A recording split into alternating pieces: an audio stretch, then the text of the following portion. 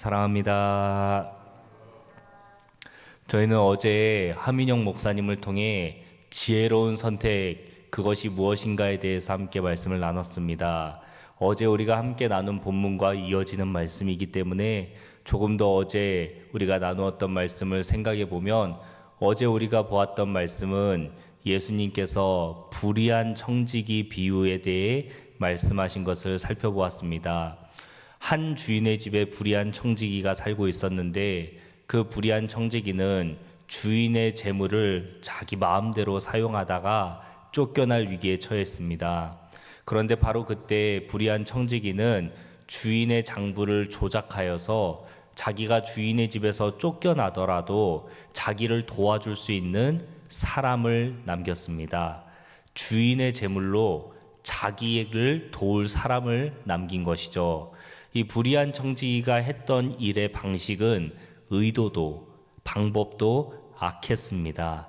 그런데 예수님은 이 불의한 청지기가 그렇게 해서라도 돈이 아니라 자기를 도와줄 사람을 남겼다는 그 사실을 칭찬했습니다. 예수님은 그 사실을 칭찬했습니다. 뭐라고 칭찬하셨냐면, 이 불의한 아들이 세상에 있는 하나님의 빛의 자녀들보다 지혜롭다. 그의 지혜를 칭찬하셨습니다. 다시 말씀드리면 그의 의도도 그의 방법도 악했지만 그가 지혜로웠던 한 가지, 예수님께 칭찬을 받았던 한 가지는 무엇이 중요한지를 알았다는 것입니다. 돈을 남기는 것보다도 사람을 남기는 것, 사람이 자기를 도와줄 것을 생각해서 주인의 재물을 이용해서 자기를 도와줄 사람을 남겼다는 그 점에서 예수님은 이 불의한 종이 지혜로웠다라고 설명하십니다. 이렇게 불의한 청지기 비유를 마치신 다음에 예수님께서는 13절에서 제자들에게 이렇게 말씀하십니다. 얘들아, 이 얘기를 잘 들었지? 재물과 하나님을 동시에 섬길 수 없느니라. 예수님께서는 이 비유를 16장 1절에서 제자들에게 말씀하셨다고 합니다. 이 비유의 끝에서는 재물과 하나님을 동시에 섬길 수 없다라는 말씀을 하십니다. 그러니까 제자들에게 무엇을 말씀하시는 겁니까? 재물과 하나님 중에서 무엇을 선택하는 것이 중요한지, 무엇을 선택하는 것이 지혜인지 너희가 알길 원한다. 너희가 알길 원한다라고 제자들에게 말씀하시는 것입니다. 그러니까 불의한 청지기가 사람을 선택한 것처럼, 자기를 도와줄 사람을 남겼던 것처럼 제자들에게는 너희는 돈이 아니라, 그 무엇도 아니라 사람보다 소중한 하나님을 선택해라. 하나님을 선택해라 라고 말씀하시는 것이죠.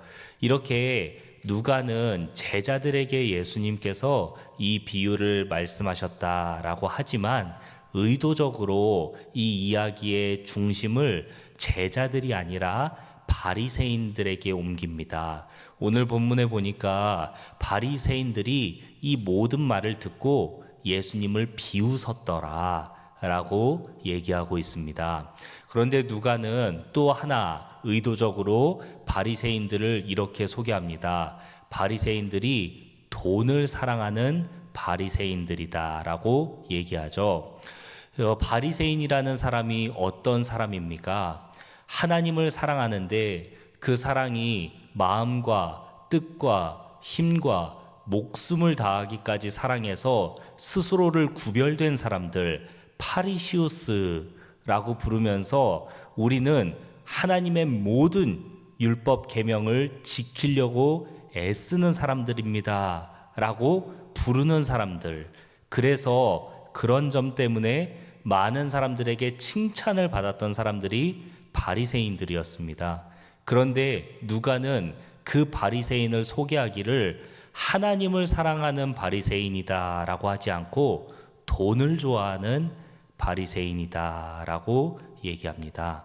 저는 어제 이 말씀을 묵상하면서 나에게는 이러한 모순이 있지 않는가 생각해 보았습니다. 바리새인이라고 겉으로는 하나님을 사랑합니다. 겉으로는 저 사람이 하나님을 사랑하는 것 같다라고 하지만 그 속으로는 하나님이 아니라 돈을 사랑하고 있는 것처럼, 그리고 그 사실이 누가라는 사람에게 눈에 보일 정도로, 피부에 와닿게 느껴질 정도로 이 바리새인이라는 사람들이 돈을 사랑한 것처럼 나는 혹시 그런 점이 없을까? 목사라고 하고 있지만 나의 관심은 다른 데 있고, 목사라고 하나님을 사랑한다고, 하나님을 사랑해야 된다고 얘기하고 가르치고 그렇게 하고 있지만 진짜 나의 마음의 중심에는 다른 것을 사랑해서, 혹시 내 가족이, 혹시 성도님들이, 혹시 나의 동역자들이 느끼기에 저 사람은 목사이지만 하나님을 사랑하는 게 아니라 다른 걸 더 사랑해, 다른 걸 더 좋아해 라고 내 옆에 있는 분들이 피부로 느끼고 있진 않는가 생각해 보았습니다. 저는 이 말씀 속에서 두 가지 모순을 발견했는데, 바로 이것이 제가 어제 발견한 첫 번째 모순입니다. 사랑하는 여러분, 혹시 우리에게도 이런 모순이 있진 않습니까? 우리에게 직분이 있고 우리가 하나님을 사랑한다고 하지만, 혹시 우리가 겉으로는 하나님을 사랑하고 겉으로는 하나님의 나라를 위해, 겉으로는 하나님의 교회를 위해 봉사하는 것 같지만 속으로는 내 욕심을 채우고, 속으로는 내 방법을 이루고, 속으로는 내 뜻을 행하려고 하는, 그래서 하나님을 사랑하는 게 아니라 다른 걸 사랑한다고 내 옆에 있는 사람이 느낄 정도로 그런 모순이 혹시 나에게는 없는지 이 말씀을 통해 저는 묵상했습니다. 이렇게 바리새인들이 돈을 좋아하는 사람들이다라는 첫 번째 모순에 대해 나눴는데요. 그런데 예수님께서는 이어서 이렇게 말씀하십니다. 너희가 사람들에게 칭찬을 받지만 너희의 속을 하나님께서 미워하신다. 사람들에게 칭찬받는 너희를 하나님께서는 미워하신다 라고 말씀하십니다. 그리고 이어서 이렇게 또 말씀하십니다. 율법과 선지자는 요한의 때까지다. 이것이 무슨 말씀입니까? 율법과 선지자, 율법을 지켜서 하나님 앞에 의로움을 얻고 하나님께서 칭찬하시는 것은 요한의 때까지다 라는 말씀입니다. 세례 요한 이후에는 예수님께서 세례 요한에게 세례를 받으시고 난 뒤에는 무엇이 선포되었습니까? 바로 천국의 복음이 선포되었습니다.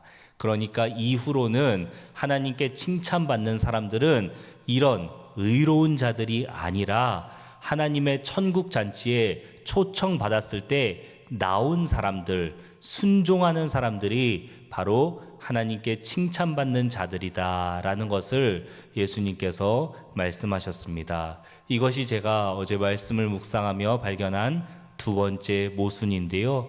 바로 하나님 나라에 초청받은 사람들이 의롭고 하나님께서 말씀하신 것을 다 지켜 행하는 자들이 아니라 그냥 하나님께서 부르신 사람들, 은혜에 의해서 나온 사람들이라는 점입니다. 예수님께서는 이미 이 앞선 비유들을 통해서 천국 잔치를 어떻게 설명하셨습니까? 한 주인이 큰 잔치를 준비해 놓고 사람들을 초청했는데 사람들이 그 초청에 응해서 가겠다라고 말을 하였지만, 초청이 임하고 이제 잔치가 벌어질 때가 되자 한 사람 한 사람 다 얘기할 때 나는 소 5겨리를 사서 그 소를 돌봐야 돼서 못 갑니다. 나는 땅을 사둔 것이 있는데 그 땅을 돌봐야 돼서 못 갑니다. 나는 결혼식이 있어서 못 갑니다.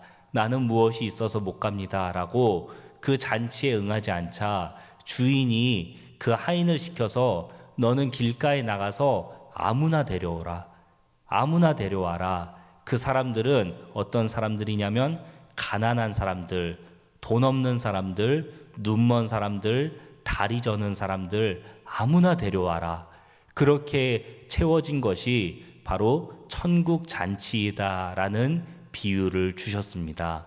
그렇게 하나님의 은혜로 구원을 받았는데 하나님의 은혜로 구원을 받았다고 해서 우리가 그렇다면 막 살아도 되겠습니까?